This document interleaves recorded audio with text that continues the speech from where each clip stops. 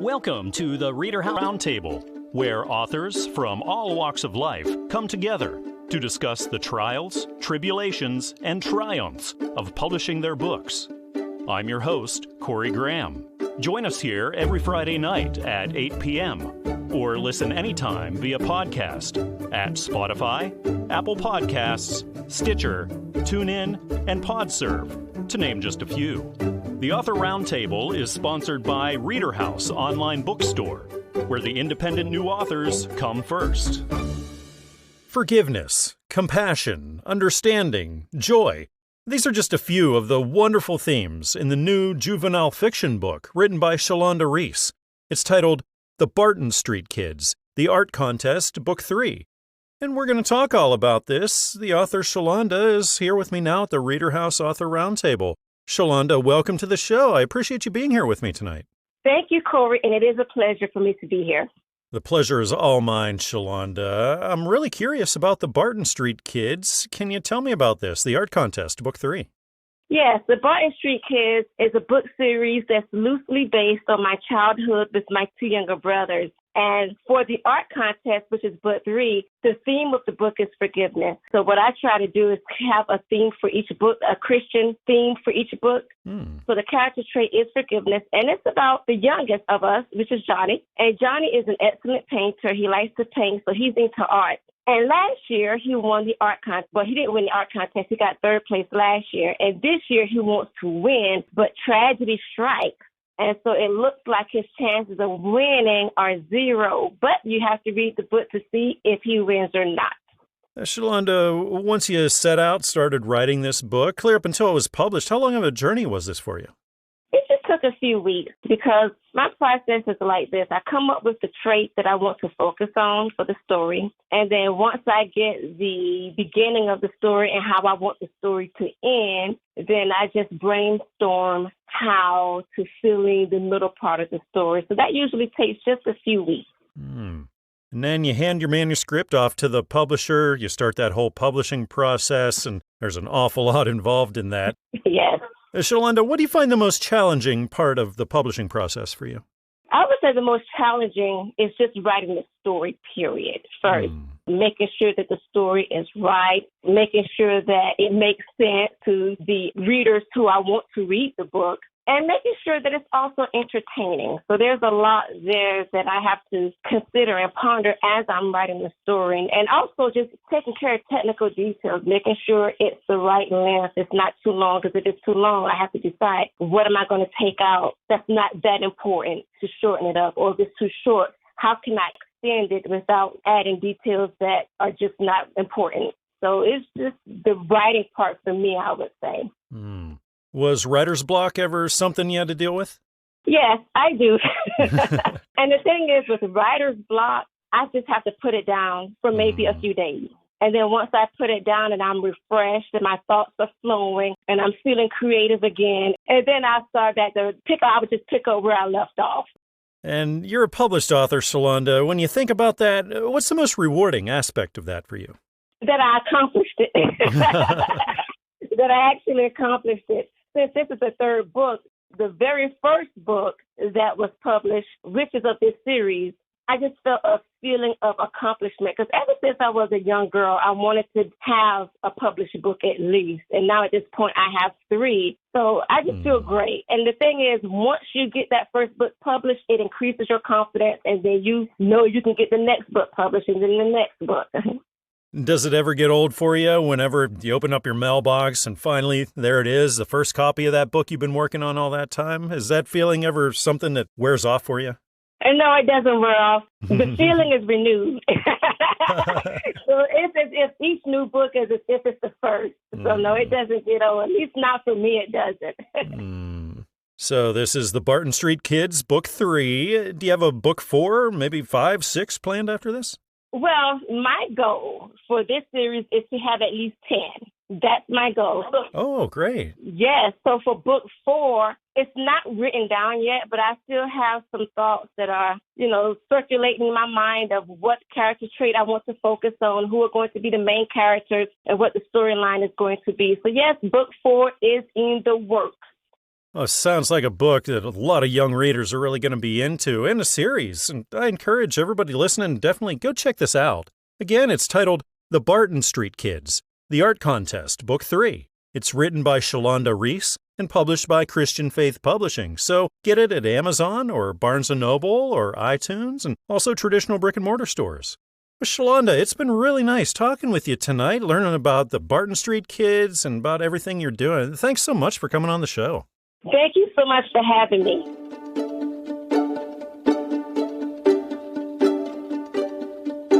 A young boy overcomes his fear of the sea in the new book by M. Francis Daniel. It's titled The Wish of a Fish.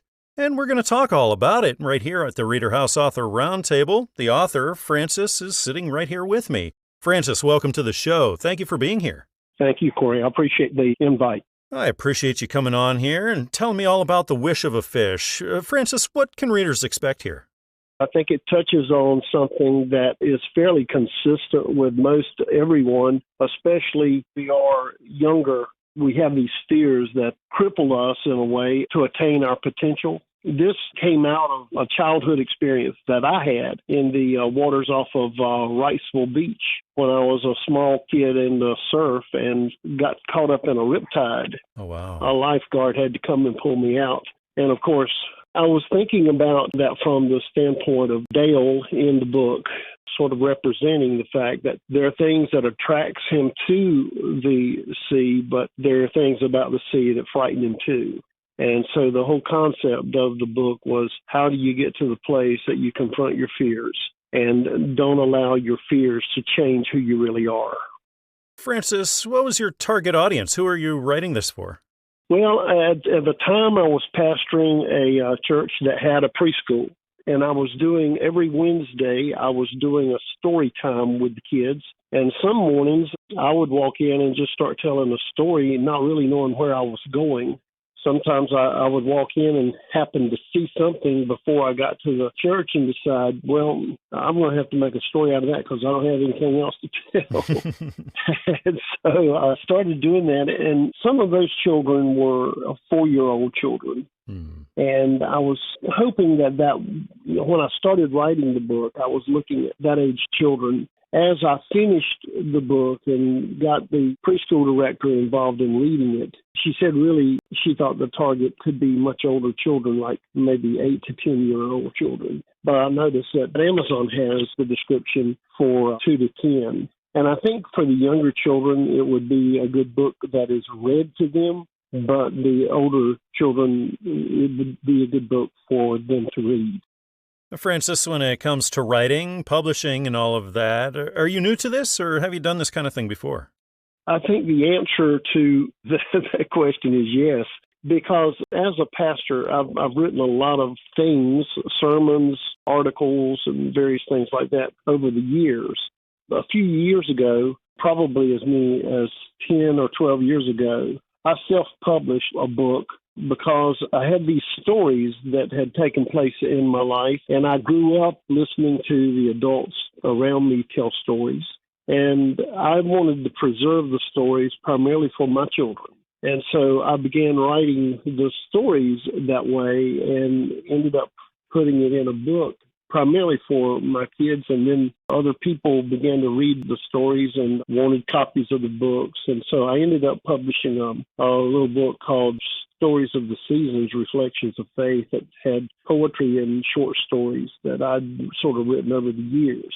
So from the standpoint of putting together a book or just starting out telling a story to publish it, I am kind of new at that, but as far as telling stories and writing and putting it in written form, I've had some experience with that just on a personal level.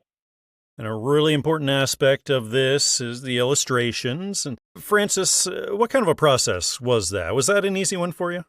Well, I just basically shared with the folks at Covenant, what I pictured with an illustration. And they put it in the hands of their illustrators, and they came back with their concept of what I had said, and they were remarkably close to what I was thinking. I think we made a couple of tweaks along the way, but I thought they did a really good job of interpreting what I was picturing in my mind for an illustration. Well, this really sounds like a great book for young readers. Again, the title is The Wish of a Fish. It's written by M. Francis Daniel and published by Covenant Books, so you can pick it up at places like Amazon and Barnes & Noble and iTunes and also traditional brick-and-mortar stores. Francis, thanks again for coming on the show and telling me all about The Wish of a Fish. I had a really nice time chatting with you. Well, I really appreciate it too, Corey. Thank you very much. It's been a pleasure to be on with you.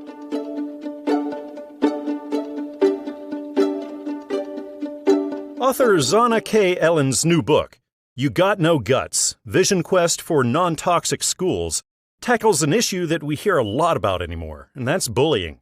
So we're going to talk all about this book right now here at the ReaderHouse Author Roundtable. The author, Zana, is here with me now. Zana, welcome to the show. I appreciate you being here with me tonight. Thank you so much for having me. I appreciate it. Absolutely. Can you tell me all about You Got No Guts? What can readers find here?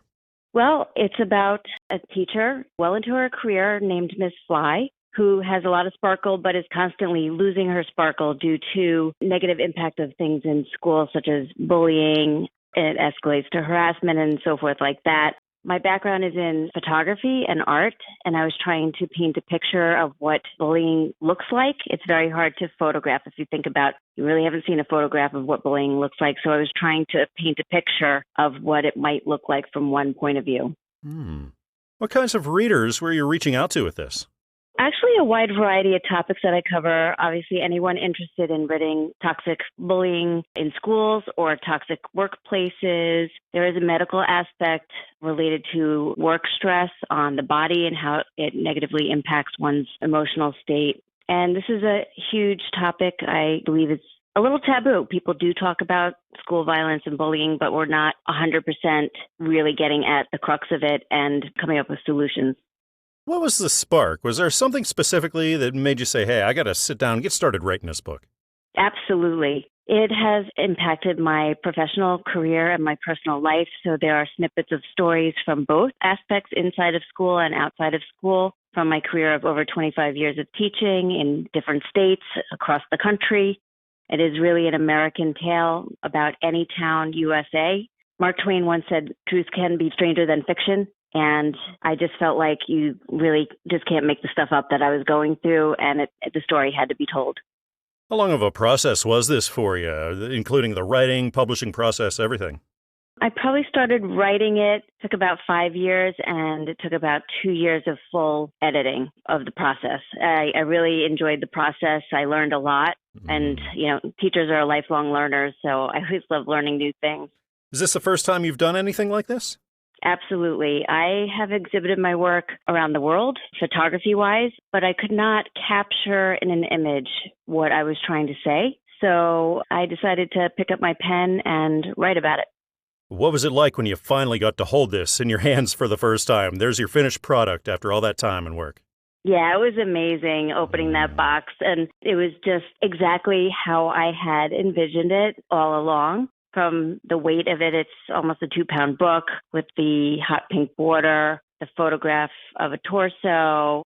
It was just exactly how I expected. When you think about the publishing process and all the hoops you got to jump through there, what's the most challenging aspect of that publishing process for you? I think really just the proofreading part I found a little on the boring and tedious side. So you're not really talking about the content, so if you're analyzing a famous photograph, so I do things like that. I analyze famous works of art within this. I consider a work of art. It's just more of the fine tuning, touching up and things like that. I found to be a little tedious, but necessary, obviously. Would you do it again? Would you consider publishing another one? Absolutely. I definitely have a concept for a second book, which would look visually similar to You Got No Guts, but the topic might be a little bit different, but it would definitely piggyback or have a parallel universe to You Got No Guts. Excellent. What an important book. I think everyone out there should definitely consider picking this one up. Again, the title is You Got No Guts, Vision Quest for Non-Toxic Schools. It's written by Zana K. Elin, and it's published by Newman Springs Publishing, so really you can get it anywhere, like Amazon, Barnes & Noble, iTunes, and also traditional brick-and-mortar stores. Zana, it's been so nice talking with you tonight. Thanks so much for coming on the show and telling me all about this.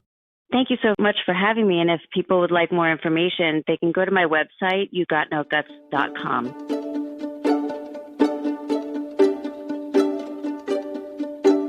It's definitely not easy being a teenager and a Christian in today's world. Author Elin has written a book to reach out and offer help. It's titled, What Did Jesus Do? Becoming Like Jesus in Teenage Years and Beyond. And I get to find out more about this book. The author, Elin, is joining me now. Elin, welcome to the ReaderHouse Author Roundtable. Thank you for being here. Definitely. So excited to be here. Thanks for having me. Absolutely. Elin, can you tell me all about What Did Jesus Do? What can readers expect when they open this up? Right. So it's a book that takes the stereotypical struggles that teenagers go through and really looks at what did Jesus do when he faced those things. We've all heard the question, what would Jesus do? And this book seeks to make the answer to that question less hypothetical and bring it into reality, examining kind of the things that Jesus did while he was on the earth and how he actually dealt with those things. How did the idea for this come about, Elin? It actually started out as a sermon series of sorts whenever some of my students early on in my ministry as a youth pastor, when they were just expressing a desire to know what the will of God is and what God wants them to do and how they should respond to certain things. And it started off as kind of a conversation where we were saying, well, what did Jesus do whenever he faced those things? And then it kind of blossomed into the book. Once you sat down and got started on this, how long of a journey was this for you, clear up until it was published and ready to go out there?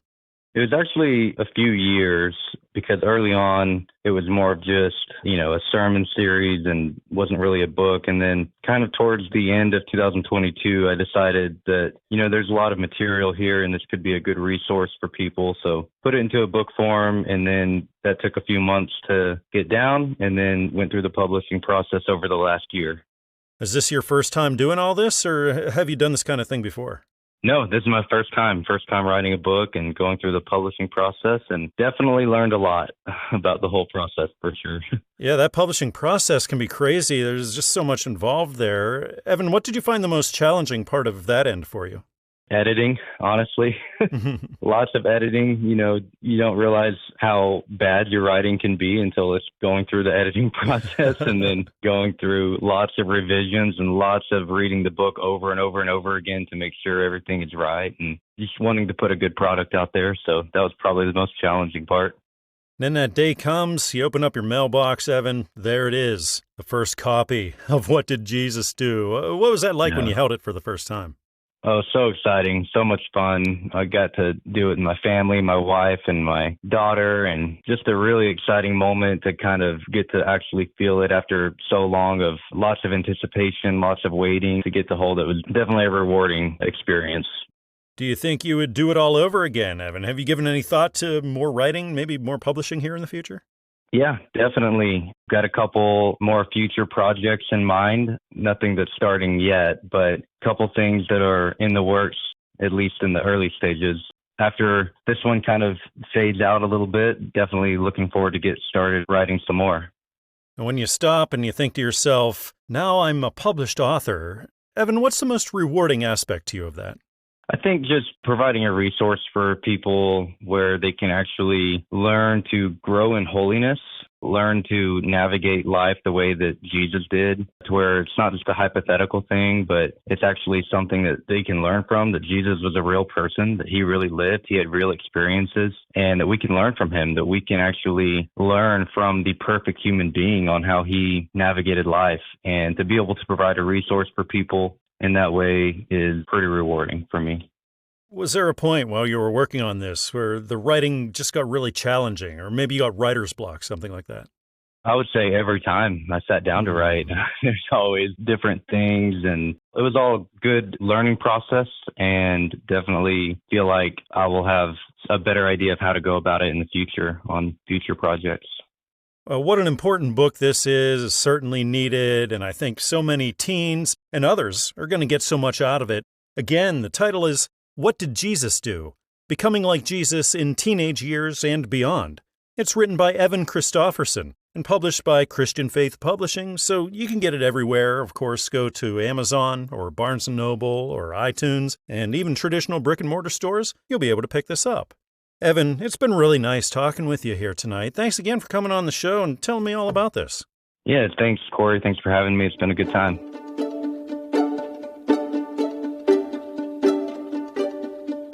Dr. C. Elaine McCoy Smith has written a new, eye-opening window to the realities of desegregation. The title of the book is Back Road to Progress, Documented Accounts of the Historical Civil Rights Movement in the United States and its impact on one family's decision to engage in the end to public school segregation in Virginia Beach, Virginia. We're going to talk all about this book. The author, Elaine, is here with me now. Elaine, welcome to the show. Thank you so much for joining me. Thank you for having me. It's a pleasure. The pleasure's all mine. I'm really curious to learn all about Back Road to Progress, Elaine. Can you tell me what readers can expect here? Well, readers can expect exactly what you just said. It is a historical documentation of the civil rights movement here in the United States and how it impacted my family. I thought that it was important that the reader have an understanding because I was very young. I was 6 years old when this event happened. And in order for me to tell my story, I had to go back and do research on the civil rights movement and what had happened up until that point. So I used my family as a backdrop, as my mom and dad, what they had lived through, to have them to make the decision that they did at the point of the end to segregation, public school segregation. So it's a lot of history in it, but I align it with what was going on with my family during that particular time. Elaine, what sorts of readers were you writing to here? You know, honestly, I started off just trying to document the event, you know, when it actually happened, the end to segregation in Virginia Beach public schools. And I was doing that specifically for my family and documentation. I have 2 grandchildren, 2 and 6. And I thought, you know, they don't really have an understanding, or when I'm gone, I want them to have an understanding of what Gma had done. But then as I started really getting into the development of the book, I'm also an educator. I realized that the kids today just don't have a good understanding of history. And the history that is currently being taught in schools is, in my opinion, one-sided. So the reader that I had in mind, I mean, it's for everybody, but I was really thinking about young people and how perhaps they might be able to see themselves or their parents or grandparents in the story once it unfolded. Elaine, what does your writing background look like? Have you ever done anything like this before? I have absolutely no background in writing whatsoever, other than my theses and, you know, my dissertation and that sort of thing. But I have no history of writing anything at all. How long of a journey was this for you, from the day you started it clear up until it was published? It's funny that you asked that because my sister and I started this process together, and we were the first 2 to integrate a particular school in Virginia Beach. We were the only 2. I won't say we were the first 2 because there were others, but we thought that we were the only ones because we were the only 2 African Americans in this particular school. Oh, wow. And we were young. Again, I was 6 years old. She was 10. So she had a little bit better understanding than I did, but we were so young. It took absolutely forever. And you may hear me say Renee. That was my sister. Renee and I talked about it, you know, as we grew. We never asked questions about it. Both our parents are deceased. Renee is now deceased. So she died in 2014, and we had always said that we wanted to document our story. So the urgency came in 2014. I was just doing a little bit at a time, so that it didn't interfere with my other things that I was charged with doing throughout my life. It took forever. Well, this is definitely an important document of one of the most important events in United States history. I think readers are going to love it. I hope so. Definitely. Go check it out. Again, the title is Back Road to Progress. It's written by Dr. C. Elaine McCoy Smith and is published by Christian Faith Publishing, so it's available everywhere. Head over to Amazon or Barnes & Noble or iTunes, also traditional brick-and-mortar stores, and you'll be able to get this. Elaine, it's been really wonderful talking with you here tonight and learning about your story and how this book came together. Thanks again for joining me. Thank you so much for the opportunity to share.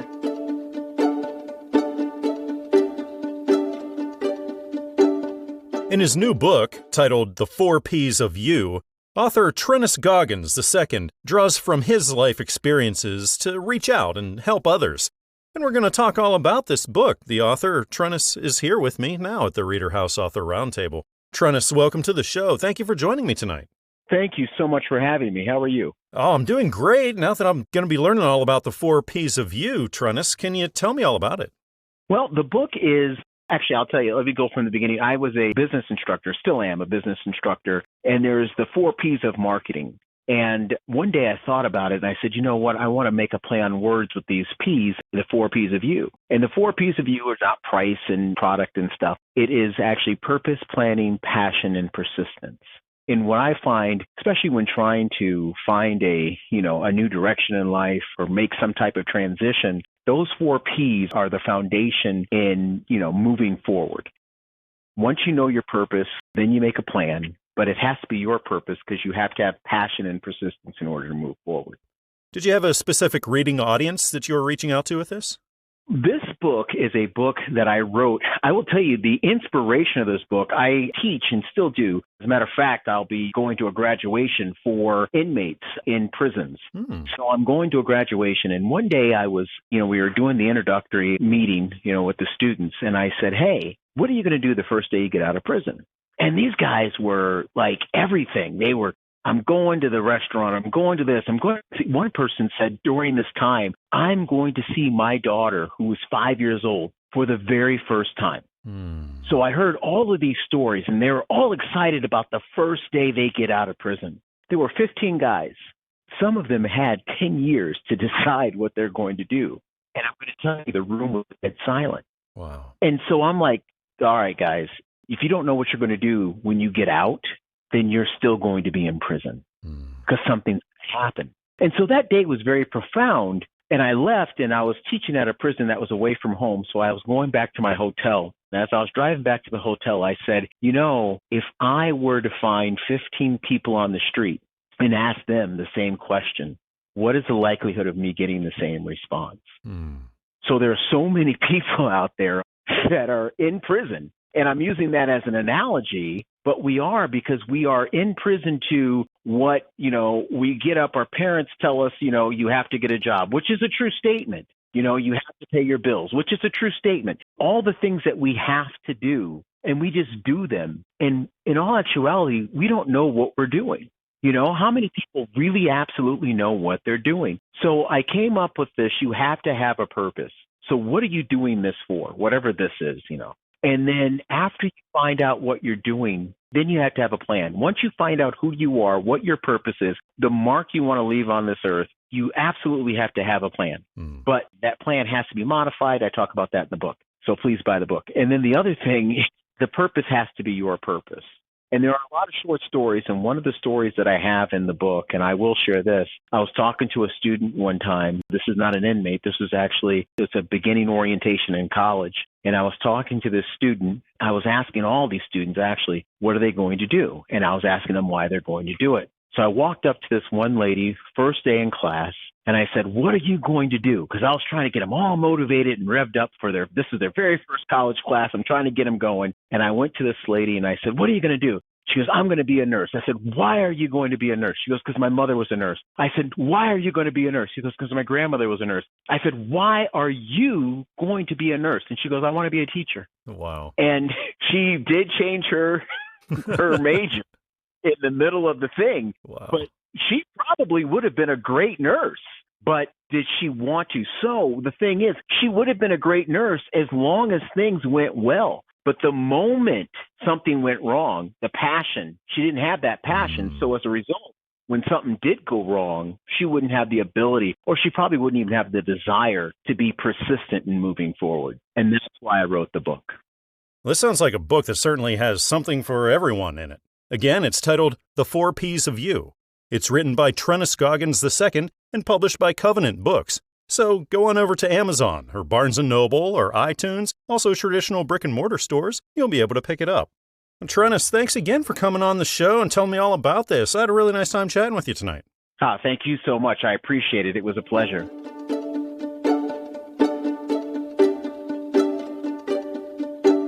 It's a powerful story of redemption and renewal in the new book by Maggie Mylie. It's titled Never Going Back, Healing, Help, and Hope. And we're going to talk all about this book right now here at the ReaderHouse Author Roundtable. The author, Maggie, is here with me now. Maggie, welcome to the show. Thanks so much for joining me.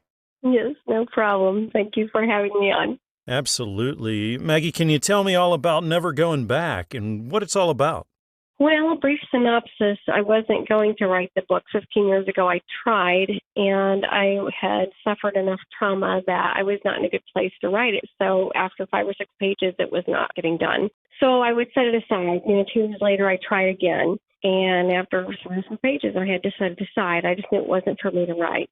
And then I started working a new job. I started my own business, actually, and my first client kept telling me, as I was with her day in and day out, she's elderly, you've got to write that book.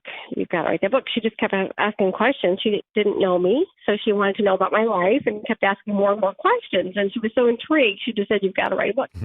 So after the third time of her saying, you've got to write that book, I finally went home that night, looked up at the clouds and said, do you want me to write this book? Because I couldn't do it before. And I just started writing, and I couldn't stop. I literally stayed up until about 12:30 that night and would get up early in the morning and keep writing. And then after I got off of work, I would come home and keep writing. And I could not keep up with my hand. It was going so fast. I mean, my brain was it was pouring out of me. And in 3 weeks, it was written, the whole book.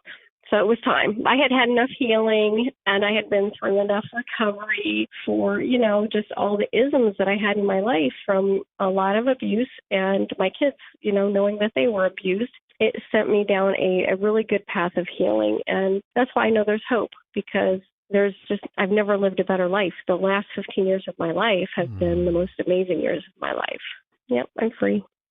Maggie, would you say you wrote this primarily then for those who are dealing with those abuse situations? It's exactly who I want it to go out to, especially younger women, because I made all of my foolish mistakes in my mid-40s. No, I made a ton of them in my 20s, of course. But then I revisited that, in my mid-40s. I was just so angry at God. I was basically giving him the finger. Well, I really wanted to help women in their 20s. But I understand it's going to help a lot of women who have just continued to make bad choices like I did well into my mid-40s. So it's for really any age, any woman that has just made bad decisions that have caused harm to either her or other people. It's very, very inspirational, and I think it will help a lot of women to think twice, be a little wiser going into the decisions that they make, because they can learn from my mistakes. Maggie, when it comes to writing, publishing, everything like that, are you new to this, or have you done this kind of thing before?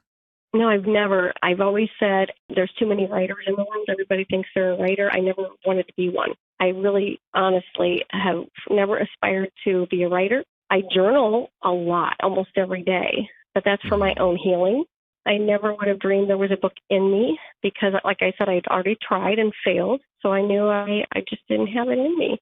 I'm told I should write another one, and I sit down to try to write what's in my head, things that would be helpful to other women or men, and nothing comes out. When I put the pen to paper, nothing comes out, just like what happened to me 15 years ago. So I don't know that I'll ever write another book. I think this was my book. I actually don't even call it my book. I call it the book, because I know I was led by a divine hand. I know that I could never have done that without my maker getting involved. Now that you are officially a published author, Maggie, when you think of that, what's the most rewarding aspect of that for you? To me, there's no reward in that itself.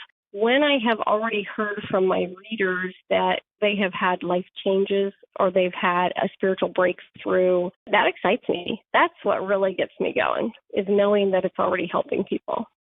I know so many people will be helped by this book. I encourage everybody listening, definitely check it out. Again, this is Never Going Back, Healing, Help, and Hope. It's written by Maggie Mylie and published by Christian Faith Publishing. So pick it up at Amazon or Barnes & Noble or iTunes or also traditional brick-and-mortar stores. Maggie, it's been really nice talking with you here, learning about your story and about this book. Thanks again for being here with me. Thank you.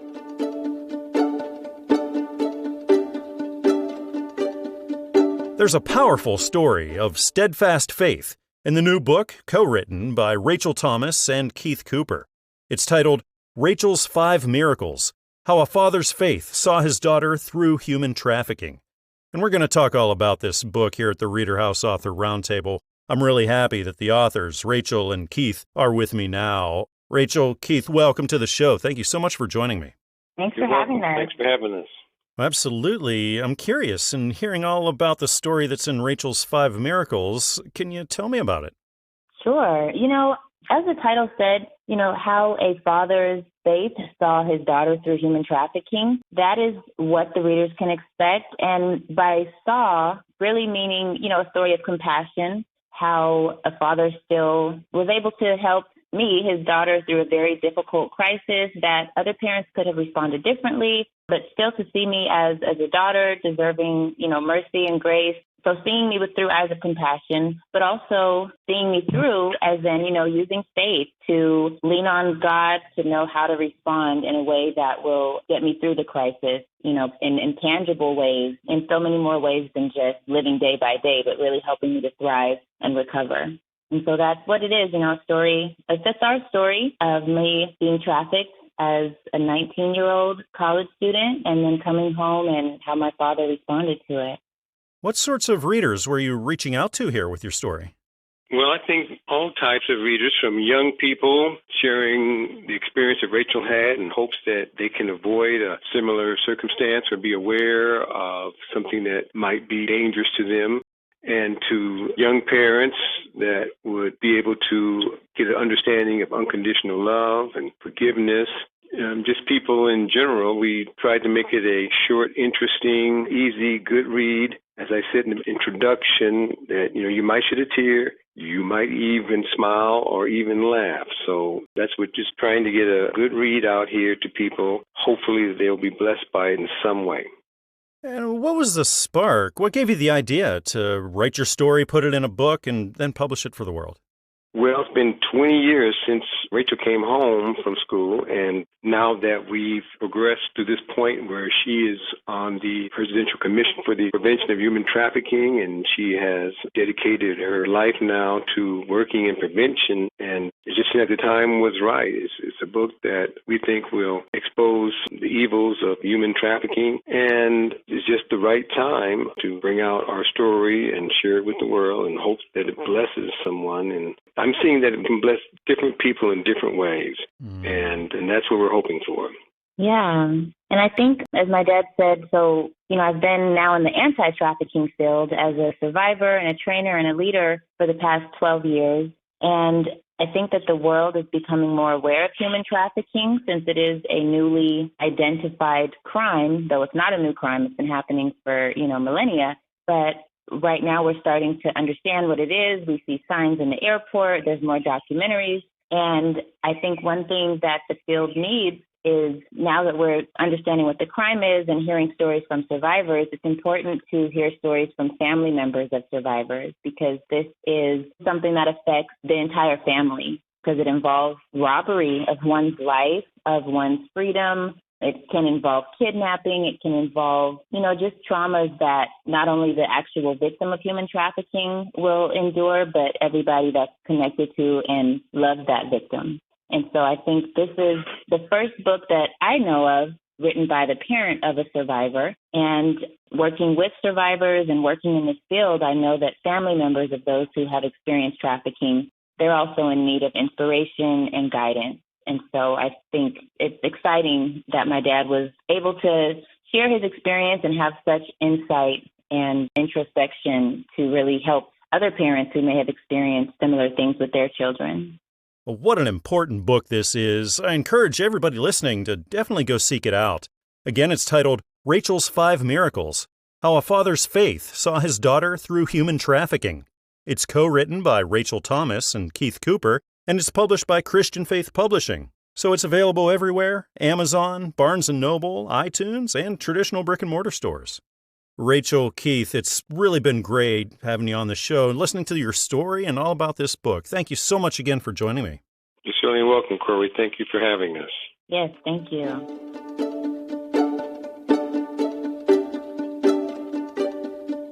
Author Sandy Lark has told an inspiring story in her new book, The Farmer, the Misses, and I. And that's what we're going to talk about right now here at the ReaderHouse Author Roundtable. The author, Sandy, is joining me. Sandy, welcome to the show. I appreciate you being here with me tonight. Thank you very much. It's great to be here. Well, it's great to have you. Great to learn all about The Farmer, the Misses, and I. Sandy, can you tell me what readers are going to find when they open this one up? First of all, I have taught preschool for many years, and so therefore I wanted a cover that when a book is in the library that's bright and cheerful looking, little kids are going to want to choose it. So that's the colorful part of the cover. Inside is the story of Lucky, our little calf, who was born on a very cold December day. We thought he was going to be just fine, but the second day he did not get up and walk or nurse. So ended up taking him to the vet. So that's his story.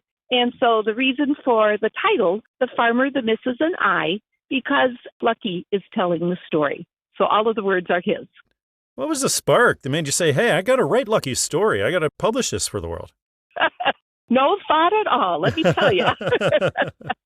We live just on a little 5-acre farm. I've always taken pictures of our little baby calves. We have about 4 or 5 a year. And so my Facebook friends all know that, I'll put a picture up there. Well, Lucky's picture went up there, and as his story continued, he was born on December 15th, and I think it was like on the 18th or 19th of December. We were to have 40 to 50 below zero wind chills and 14 degrees below zero. And he was outside with his mom in a little shed, but it was open to the south. So, it still gets pretty cold. As I was putting pictures on Facebook, a lot of my Facebook friends who also have grown up with agriculture and are farmers, Sandy, just bring that calf in the house. And I thought, there is no way I'm going to have a cow in my house. At 2:00 in the morning, my husband woke me up and he says, we have to get that calf in now. And I thought, what? And so we did. We all got dressed up, and we have a 4-season porch. And so my husband, while I was getting dressed, he had moved all of the furniture to the one side, and we had an area in there which we could keep at 58 degrees. That was as low as the heater would go in there. So that was perfect. That was a lot better than minus 14. But he was so sick at that point. And my background as a nurse's aide when I was in college and early in our early marriage, I realized that, if you don't move someone, everything just kind of slows down. And so I told my husband, I said, you know what? We've got to pretend like this is physical therapy and whatever, ICU, whatever it is. So we would actually flip him over, and then we'd move his legs, all 4 of them. He was just so sick. And then that would have been the 23rd of December. I told my husband when we went to bed, I said, I don't think he's going to make it. And so telling that story on Facebook is kind of what people kept saying, oh, Sandy, that's really something. You need to write a story. And so as the story continued then, the coolest thing, he stood up for the first time on Christmas morning. And from then on, he just started getting stronger and he perked up. It was just amazing to see that. And we still have him. He's now, born in December, so he was a year old in December. Well, I've certainly been touched by this story today, and I know readers are as well. I encourage everyone listening to check this book out. It's titled The Farmer, the Misses, and I. It's written by Sandy Lark and published by Christian Faith Publishing, so you can find it everywhere, like go on over to Amazon or Barnes & Noble or iTunes, and also traditional brick-and-mortar stores. You'll be able to pick it up. Now, Sandy, it's been really wonderful talking with you tonight and learning about Lucky and about this story. Thanks so much for being here. You're welcome. I just wanted to share one quick thing with his name being Lucky. As I was reading it to the children, one of the kids said, he really wasn't lucky, was he, Mrs. Lark? And I said, no, he really wasn't. But I said, the reason his name was Lucky is because every year we name our calves by one letter of the alphabet. So I thought, okay, they're all going to be L. So it was Leia and Lucy and Lulu. And then Lucky was born in December. So I thought, oh, okay, a little boy. He's going to be Luke Skywalker, going with that Star Wars theme. Well, the grandsons didn't really like that too much, so he started calling him Lucky Luke, and then it was just Lucky. So that's where his name came from.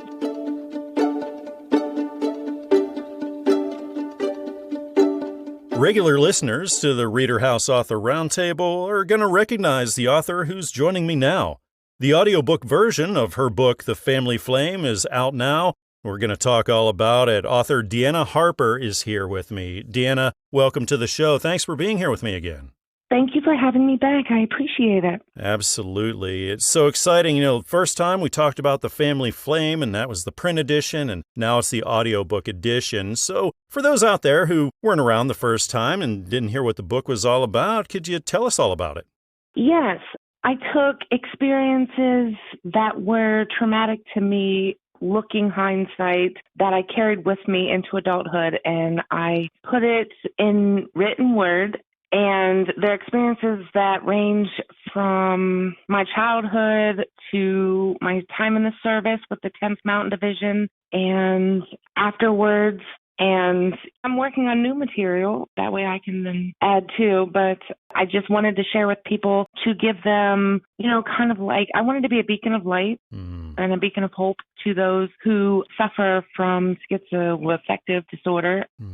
I just wanted to let it be known that it exists and we are able to combat and live healthy, normal lives. And what made you decide that, hey, we want to do an audiobook edition of this? Well, I figured that I'd be able to reach more people. The audience would be larger. And I just wanted to get my book out there to just be that beacon of hope for those who need it. I love it. Yeah, and what great era we're in that we have technology now that gives us access to these sort of things. It's quite incredible. What was it like for you then, Deanna, whenever you heard your book, as opposed to reading it? All this time you've been working on it and you've just been reading it, what you've written, and now you're hearing it read back to you. What was that like for you? It was really moving because it was as if it was coming from a different perspective, because as I wrote it, all I could hear as I read the book was my own voice, and when you hear yourself on an answering machine or a voicemail, it just kind of sends chills up your spine because you're like, oh my gosh, is that really me? So to hear it from somebody else who has the same kind of personality really hit home for me. It was really endearing to hear, actually. It was nice. And now that you're a published author, now that your story's out there and you plan on continuing publishing, to you, what's the most rewarding thing about being a published author, Deanna? I would have to say the ability to be a creative writer. I think people go through so much turmoil in their lives and aren't necessarily equipped with the knowledge or verbiage that one would need to express themselves intelligently and advocate for themselves and get themselves the help that they may need through creative writing or just through conversation. It's just nice to be able to learn a new word, use it, and see how others take you for that, It just elevates your intelligence, I think, having the ability to look at different positions when you're writing, as also when you're speaking. What did you find the most challenging thing about producing the audiobook edition? I thought it went very well. Just because I could hear samples and not have to sit down and reread the work over and over, because that can be monotonous. It's just hearing it from a different voice, and whatever you're doing, you have the ability to listen to the audiobook wherever you're at, and that's convenient as well. I thought it was a much more smooth process than getting it published printed. Deanna, who or what inspires you in your life, especially when you're doing creative things like this? My best friend. He's been my best friend for 23 years, and I cherish our friendship. He challenges me to be my best self. I wouldn't have made it into grad school without him, and this book would have never been published if it weren't for him. I just appreciate the time and effort he's given me over the years to really push myself to be the best version of who I can be. Well, this is truly a beacon of hope, and I think that readers and audiobook listeners will agree. Again, the title is The Family Flame. It's written by Deanna Harper and published by the Audiobook Network, so go anywhere that you usually go to get your audiobooks, like Audible, iTunes, and Amazon. Deanna, it's been really nice talking with you again and hearing all about the audiobook. Thanks again for joining me. Thank you. Have a great night. Take care. We hope you enjoyed this edition of the ReaderHouse Author Roundtable, where authors from all walks of life come together to discuss the trials, tribulations, and triumphs of publishing their books. We hope to see you back here every Friday night at 8 p.m. or listen anytime via podcast at Spotify, Apple Podcasts, Stitcher, TuneIn, and PodServe, to name just a few. The Author Roundtable is sponsored by ReaderHouse Online Bookstore, where independent new authors come first.